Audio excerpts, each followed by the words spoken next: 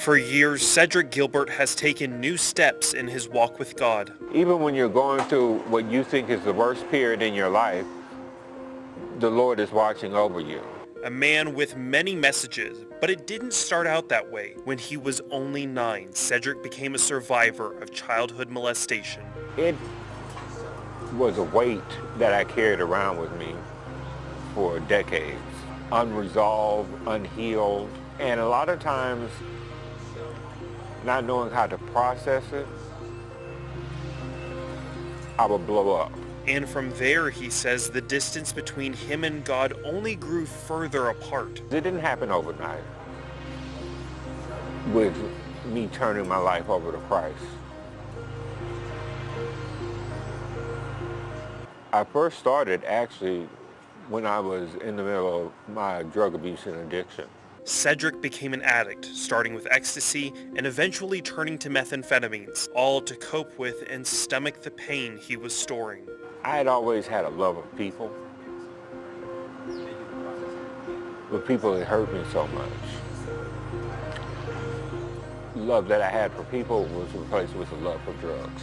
And after several close, life-threatening calls, something changed. The last time that I used, I had been triggered again. Sedrick found a way to reach his abuser. He was still interacting with family members, and I saw it on a family member's Facebook page.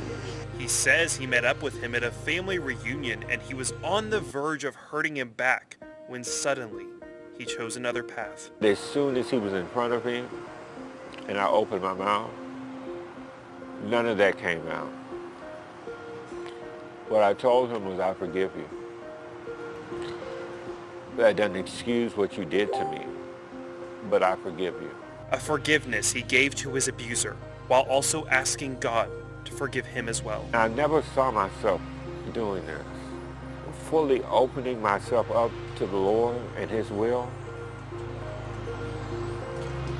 He has given me a discernment to deliver to people words they need to hear that are not from me.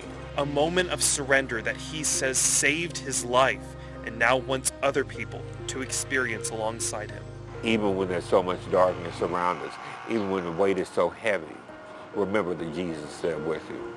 He's been there with me. He's done it for me. He'll do it for you too.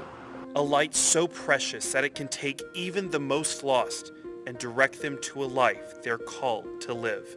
William Johnson, KAGS News.